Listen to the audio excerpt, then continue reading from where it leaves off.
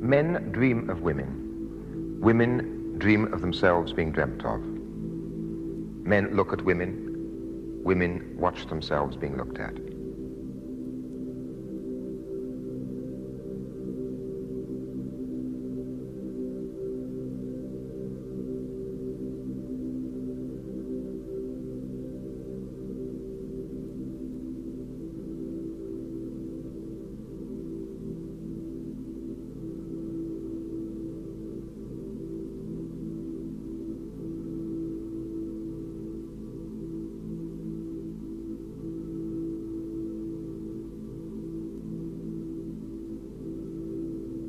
Women constantly meet glances which act like mirrors, reminding them of how they look or how they should look. Behind every glance is a judgment. Sometimes the glance they meet is their own, reflected back from a real mirror.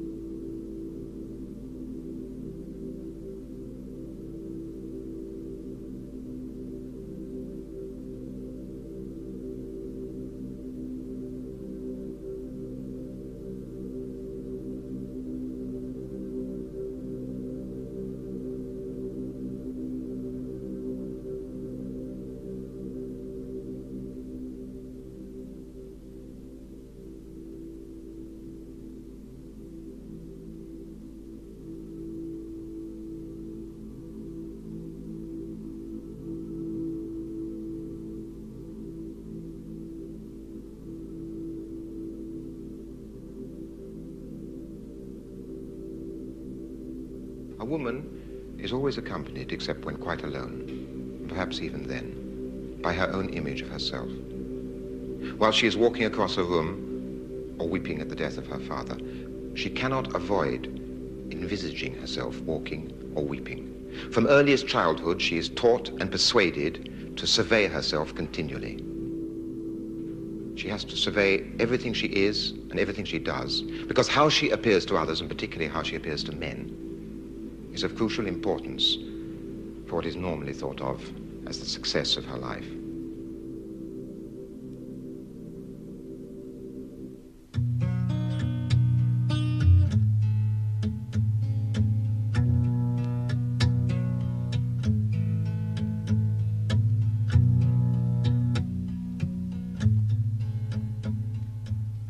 A woman in the culture of privileged Europeans is first and foremost a sight to be looked at. What kind of sight is revealed in the average European oil painting? There were portraits of women as there were portraits of men, but in one category of painting, women were the principal, ever-recurring subject. That category was the nude. In the nudes of European painting, we can discover some of the criteria and conventions by which women were judged. We can see how women were seen. What then is a nude?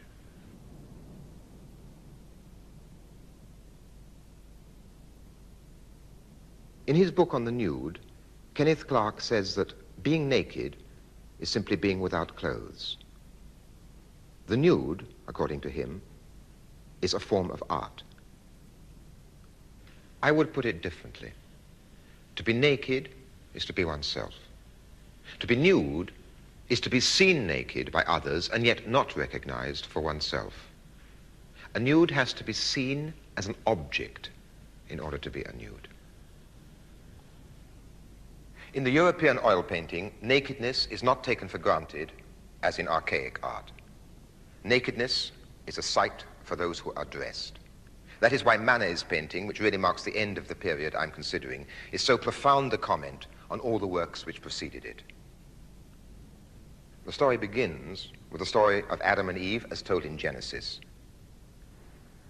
And when the woman saw that the tree was good for food, and that it was a delight to the eyes, and that the tree was to be desired to make one wise, she took of the fruit thereof and did eat. And she gave also unto her husband with her, and he did eat. And the eyes of them both were opened, and they knew that they were naked. And the Lord God called unto the man, and said unto him, Where art thou? And he said, I heard thy voice in the garden, and I was afraid, because I was naked, and I hid myself. Unto the woman God said, I will greatly multiply thy sorrow and thy conception. In sorrow thou shalt bring forth children, and thy desire shall be to thy husband, and he shall rule over thee. Two things are striking about this story. They become aware of being naked because, as a result of eating the apple, each sees the other differently. Nakedness is created in the mind of the beholder. The second striking fact is that the woman is blamed and is punished by being made subservient to the man. In relation to the woman, the man becomes the agent of God. In medieval art, the story is often illustrated scene following scene, as in a strip cartoon. During the Renaissance, the narrative sequence disappears, and the single moment, which is nearly always depicted, is the moment of shame. The couple wear fig leaves or make a modest gesture with their hands. But now, their shame is not so much in relation to one another as to the spectator. It is the spectator's looking which shames them. Later, as painting became more secular, many other subjects offered the opportunity of painting nudes. But always in the European tradition, the nude implies an awareness of being seen by the spectator. They are not naked as they are. They are naked as you see them.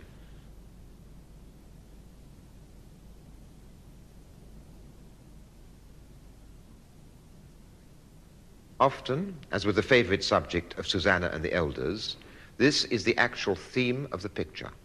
We join the elders to spy on her.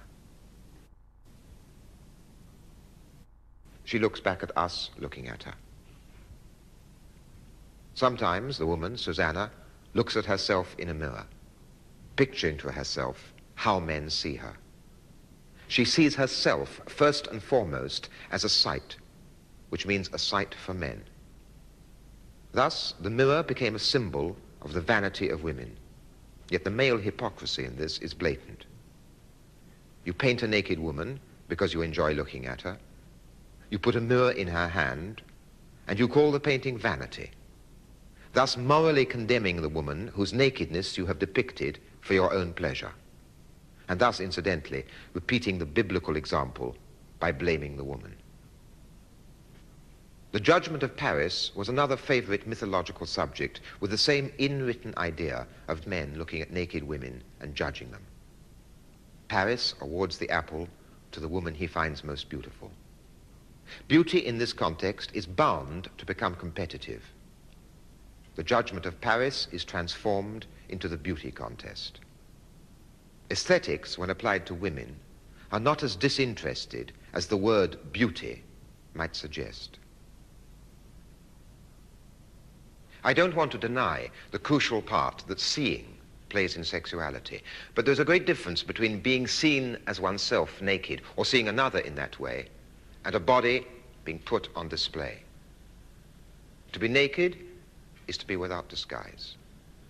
To be on display is to have the surface of one's own skin, the hairs of one's own body, turned into a disguise which cannot be discarded. Amongst the tens of thousands of European oil paintings of nudes, there are perhaps 20 or 30 exceptions, paintings in which the artist has seen the woman revealed as herself. This Rubens, this Rembrandt, this Georges de la Tour. These paintings are as personal as love poems, and their character is quite distinctive. Most nudes in oil paintings have been lined up by their painters for the pleasure of the male spectator owner, who will assess and judge them as sights. Their nudity is another form of dress. they are condemned to never being naked. With their clothes off, they are as formal as with their clothes on. Those who are not judged beautiful are not beautiful. Those who are given the prize. The prize is to be owned, that is to say, to be available.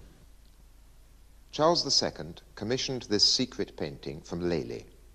It's like hundreds of others. It might be Venus and Cupid. But in fact, it was a portrait of one of his mistresses, Nell Gwynn. It shows her passively looking at the spectator, staring at her naked. Her nakedness is not an expression of her own feelings. It is only a sign of her submission to his demand. The painting, when he shows it to others, demonstrates this submission. His guests envy him.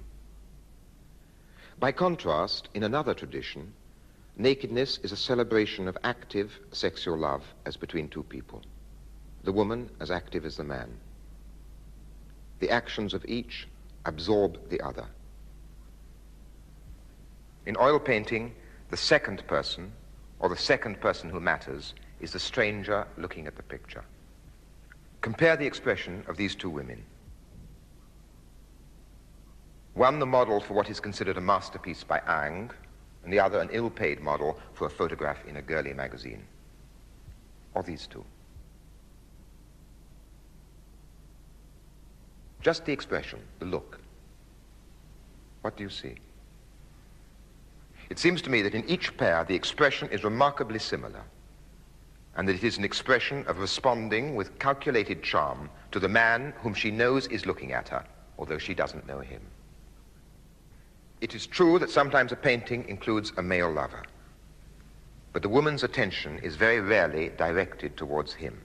She looks away from him, or she looks out of the picture towards he who considers himself her true lover, the spectator owner. This painting was sent as a present from the Grand Duke of Florence to the King of France. The boy kneeling on the cushion and kissing the woman is Cupid. She is Venus. But the way her body is arranged has nothing to do with that kissing. Her body is arranged in the way it is to display it to the man looking at the picture. The picture is made to appeal to his sexuality. It has nothing to do with her sexuality. The convention of not painting the hair on a woman's body helps towards the same end. Hair is associated with sexual power, with passion. The woman's sexual passion needs to be minimized so that the spectator may feel that he has the monopoly of such passion. There were paintings which depicted male lovers. These did exist, but they were mostly private, semi-pornographic pictures. In most paintings which were painted to be seen rather than hidden, the only rival to the male spectator is a Cupid. And how extraordinary it is that the pictorial symbol of passion was a small boy. For a similar reason, women in the European art of the oil painting are seldom shown dancing. They have to be shown languid, exhibiting a minimum of energy. They are there to feed an appetite, not to have any of their own. The appetite was theoretically gargantuan.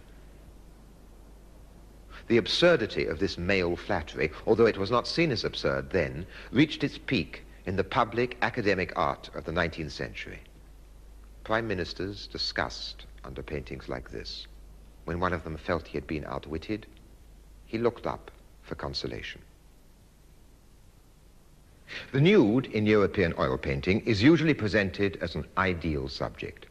It is said to be an expression of the European humanist spirit. I don't want to reject entirely the truth of this, but I've tried to add to it, starting off from a different viewpoint. Dürer, who believed in the ideal nude, thought that this ideal could be constructed by taking the shoulders of one body, the hands of another, the breasts of another, and so on. Was this humanist idealism? Or was it the result of an indifference to who any one person really was? Do these paintings celebrate, as we're normally taught, the women within them, or the male voyeur? Is there sexuality within the frame or in front of it? I showed the program, as you have seen it up till now, to 5 women. It began to seem absurd that the only images you were seeing were of women silent, mute. So I showed it to them and asked them to comment not so much on the program, but rather on the questions raised by it. Above all, on the question of how men see women, or have seen them in the past, and how this influences the way women see themselves today. We have an image, of course we all have an image of ourselves, and it's a visual image. But I wonder how much this sort of classical European painting has shaped that image. In my own case, I find it quite impossible when I look at the paintings that you show in your film. I can't take them seriously. I cannot identify with them because they are so immensely exaggerated always. You know, they fasten on to some secondary sexual characteristic, you know, these enormous breasts and sort of great big bee-sting bottoms, you know, and those huge things like that, and they just aren't real. Whereas with photographs, you can feel that is potentially, that's possibly me, although no, it probably isn't. But these nearly all the paintings you have shown are what is called idealized, and therefore they are, to me, very unreal in connection with any deep down image that I might have of myself, and in connection with any deep down pleasure that I might have in looking at another female body. They don't give me that kind of pleasure at all. I can admire them as painting, but they don't mean human beings to me. The image that I compare myself with is the photograph, because it's with photographs that I've been encouraged to think of myself in this way. It is essentially advertising for me that's contributed to this. And consequently, I find it extremely interesting to go back and think of nudes in this way, because I've never done so. But having seen the film, I have no doubt that the same thing applies. And do you find the nudes in painting unreal in the same way? Yes. Well, you can't get any information from it, can you? There's no guide towards the future. I mean, what kind of information is lacking? Oh, well, activity, you know, dynamism, anything. It is how someone sees you, and that's all. It's something laid upon you. I'm glad you showed the Manny picture, because I always find this extremely shocking, you know, because the men are dressed and the women are naked, and this seems to me to sum up the whole situation. It's a humiliating position, and these women are aware of being humiliated. And I think this is part of the whole scheme of things. I mean, as most people have had at some stage in their life sort of nightmares about running through the streets with nothing on and everybody else is dressed. And this seems to me one element in the pictures. A very interesting thing you said in the film was about how nudity was really a kind of disguise. It wasn't the real person themselves and free, but it was just another garment they were wearing, and worse than a garment in a sense, because it's something that you can't take off. This comes, I think, from nudity being combined with a pose, and that's inevitable if you're going to have a painting of a model. In a way, I think that we're always dressing up for a part, always putting on a uniform of one kind or another. And I think women do this almost more than men. Men have only begun doing it fairly recently. Women are always dressing to show the kind of character that they want to represent: the mother, the working woman, the pretty young chick. And nudity is a uniform, in a way, for I'm ready now for sexual pleasure, you see. And so it doesn't, you can't identify being nude with being free.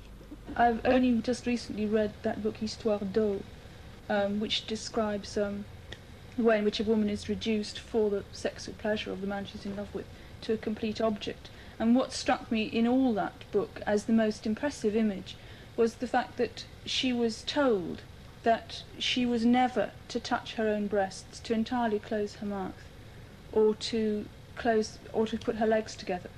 And so the whole point about her stance all the time was that she was available. And this, the sense of being available, the sense of waiting for other people, is the very antithesis of action. And it, you know, just like the Brook Street Bureau advertisement, Tony hasn't rung, you know, he's 3 minutes late and ringing. And you feel this whole situation, the number of women you talk to who say, I stay in so many nights a week waiting for somebody to ring. You know, that the concept of availability implies passivity, because if you're simply waiting for somebody else to act, then you can't act yourself. Yes, it's like you will awake when a man taps you, you know, when a man kisses you, you will arise and get off your bed. But really it's an excuse to get yourself going. I think women are too shy. You know, they're waiting too long. Yes, yes. Could I say something there about narcissism? I think that both men and women are narcissistic, but in different senses. And I think that sometimes I have the impression that men and women are tremendously narcissistic and cut off from each other by their images of themselves, but that whereas a woman's image of herself is derived directly from other people, the mirror you're talking about, a man's image of himself is derived from the world. That is, it's the world that gives him back his image because he acts in it. And you know, women are drawn to him as a source, as a centre of activity, and as a source of worth. I mean, since he is in the world, the fact that he values her is important. And so because they're sort of centres of narcissism are different, and the woman's is essentially only related to the other person, she's in a much more passive position than he is in relation to it. Yes. Do you see narcissism as essentially a negative or positive phenomenon? Well, I think that's very difficult to answer, but in the sense that it is related to identity, it's a positive phenomenon, and it seems to me that what women envy in men a lot of the time is that they have a sense of their own identity, that there is something in them which is important to them, other than simply what other people think of them. And I think that that thing is the product of their interaction with the world, that is, other things and other people. And it's almost as if through this interaction they actually build up a store of worth, a sense of themselves, which is a constant. I mean, it can't be lost. But that because the woman doesn't go out and act, she doesn't create this store. She waits only for the present interaction with a man. Mm-hmm. And that can just end at any moment. There's something here that really I'd like to twist round a little bit, because narcissism is a very sort of pronounced way of stating a relationship to the world, whether it's a man or a woman, isn't it? But this other question, which is contained within it, but doesn't go as far as it as an idea, is this sort of self-delight of a person, whether it's a man or a woman, in life, in what they're doing, in their relationships with men or women. And it's a thing that matters tremendously. And it's not only a kind of inner thing by which you live, but it's a very outer thing by which you gain relationships with your own context in the world that you can't gain any other way. That it's when you have somehow been made so unconscious of yourself that you easily, naturally, sort of compulsively go out to whatever is going on around you. Now, when you're a child, that tends, more than with people, to be other things, doesn't it? Mountains, streams, wherever you go. And then only gradually, as you go on, you make this kind of absolutely necessary contact with people. But I do think that the sort of essence of self-delight as a kind of possible thing in the modern world, and something that fewer women have than men and want and must have, is the power, the compulsion, not the power, the compulsion to make contact with the world as you are living in it. And when I say that, I don't just mean the people next door or your friends. I simply mean what is going on. Oh, I'm not so sure about the delight. I think it's a very double-edged thing. I know, as I suppose I've always known, but I became aware of it in this film, that I have never consciously looked at myself in the mirror and seen myself as I am. I always see the image that I want. I know, and my children notice it, that if I make up my face, I put on a certain expression. If I, from adolescence on, if I've seen myself naked in the mirror, I have not thought of myself as naked, I have thought of myself as a nude. And I think this comes very largely from having been trailed around all the major art galleries in adolescence. You know, this is culture, this is beauty, with a capital B. And of course, up to a point from advertising too, but much more the painting thing.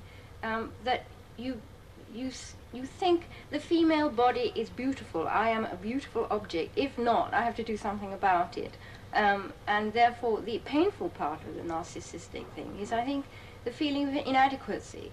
Now, this business of always posing in a mirror, I think one does absolutely automatically, and the result is that if you actually catch yourself in a mirror by chance, that's not deliberately because you're getting dressed or something, or had a bath, but because there's one in the street, or you catch yourself in a shop window, it's a tremendous shock because you suddenly see yourself as you are, which is windblown, untidy, badly dressed, tired, and so on. You don't see the pose at all. And I think this is what happens to women, that they're always trying to measure up to this erotic image that is projected. There are some paintings, and I think at this moment in particular of one painting, where there's a woman who is wearing a garment. She's not nude, but it is a garment so loose, so comfortable, so easy, and it's my idea very much of what a picture of a woman might be like. I think it's actually before your period almost. It's so long ago. I mean, it's by Lorenzetti. It comes in The Good and Bad Government. It's a fresco. It's very, very old, you know, and it is a picture of a woman who is supposed to represent peace. It's quite extraordinary, but she could be one of the liberated or trying to be liberated young women today. She is at ease, she is relaxed, she is not playing any part at all. She is able to combine pleasure with thought and with dreaming, and she might spring into action at any moment. And for me, she has much, much more to do with nakedness, with oneself, with the truth about oneself than any number of nudes that I've ever seen.